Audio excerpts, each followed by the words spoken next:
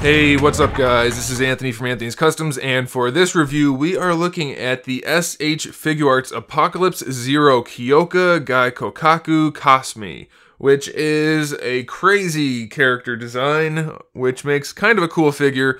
Lots of little bits of things we need to talk about with this guy, but it's a fairly standard figure, even though it looks like it's got a lot of weird stuff going on.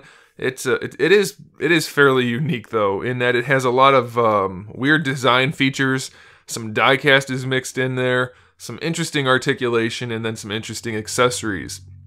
It's very strange. So let's get it off the stand and take a closer look. This figure stands roughly 17 centimeters. Of course, I have his legs spread just a little bit, so he could be technically a little bit taller, but right around 17 centimeters, which makes him just about 6.5 inches. It's mostly solid black, but we have some kind of varying blacks. We have some gunmetals, some silvers mixed in there, but mostly black, which is cool. I mean, it looks nice. The diecast looks good in there. Very cool looking character. We have those nice translucent red eyes up on the helmet. I'm assuming it's a helmet. We have the white cape, looks very similar to the Figuarts Piccolo cape with that kind of purplish blue-gray shading. And then we also have, excuse me guys, I have really bad allergies at the moment, so I apologize if I sniffle a few times. We have this cool kind of translucent purple hair situation going on, so it's kind of nice. It's a unique looking figure for sure. It has some interesting accessories, mostly standard, but some kind of interesting. We have interchangeable face plates for this helmet, which it's kind of tricky to get them to pop off, but you can do it. So we have this one. Let me make sure you can see. So that's your standard one right there. Then we have this one, which is basically the same thing, but it has the little horns connected to it. This one does not have the horns, so that's all right. And then we have this one with the horns, and the mouth is a little bit different. Alright, so it's pretty standard. You know, you just swap out the faces. It's just a little tricky. You kind of have to pull from the chin. There's no real good place to grab anywhere else, because those big horns stay on there. So just use a little bit of caution and you should be fine with that. We have a bunch of interchangeable hands, so we'll move on to that. We have the fist hands that come on the figure in the package. And then we have... These are all really nicely sculpted, by the way. They look really cool. We have these pointing finger hands where these spiky fingers really stand out. So be careful when you're putting those on. You could easily puncture your skin with those. Be careful. All of his fingers are really pointy. We have these karate chop style hands. We have these style pose hands. And then we have these style pose hands. Very cool, nicely sculpted. And now, one of the unique things about this guy is that he has these interesting heels. You have to snap these heels on to get him to stand up. He doesn't have them on in the package. These are kind of flatted off. That's not a thing at all. They're flat at the bottom, though. They're cut off, flatted off. That is definitely not right. Anyway, they're there. You put those on, and that lets him stand normally. Now, you have some options for those. You have the pointy ones, which are the exact same thing but pointy. So if you want to put them in an air pose, you can snap these on instead and it'll look really cool. You have pointy ones that are a little bit longer. Again, definitely needs to be used in the air.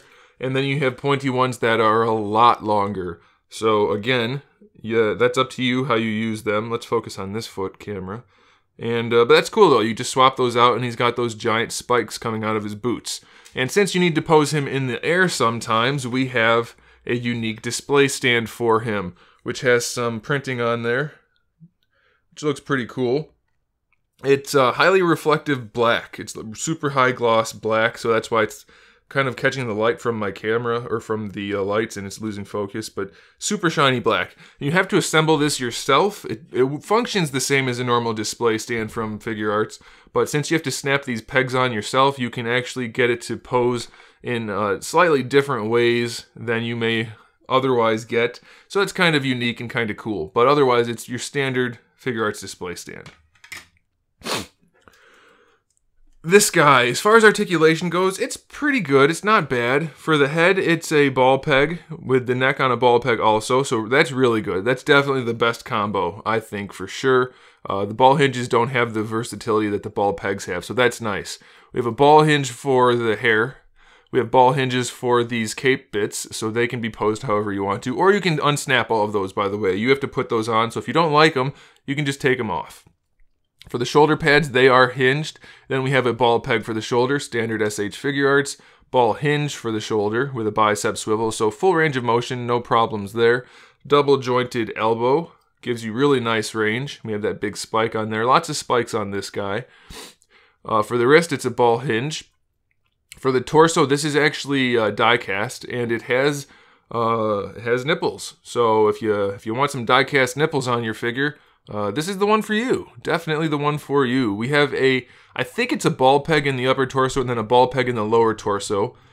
Can't tell for sure, but that's what it feels like. And then we have this piece in the middle that connects to those two ball pegs. And this piece right here is a floating piece to hide the torso articulation. So you should be able to get pretty good range out of them. It's a little finicky sometimes, but you can do it. And then for the hips, we have these guys, which they're technically on ball pegs, but they don't have the best range. So it's mostly just a swivel. And I mentioned if you like die-cast nipples, this is the figure for you. And if you like spiky junk, this is also a figure for you. Like I said, interesting design to say the least. For the hips, we have a swivel, which lets them move around this way.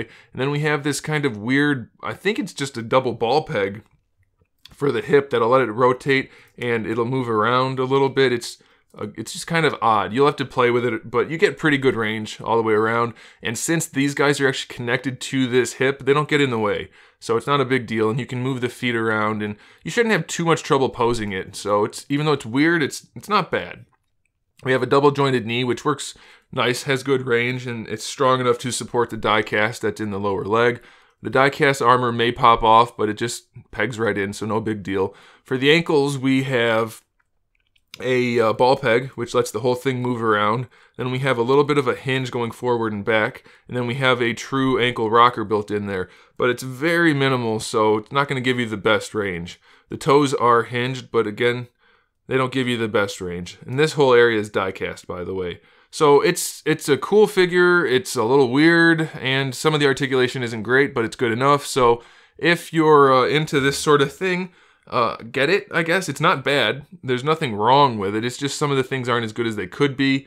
For me personally, I don't really need any die-cast nipples or spiky wieners, so I'm going to pass.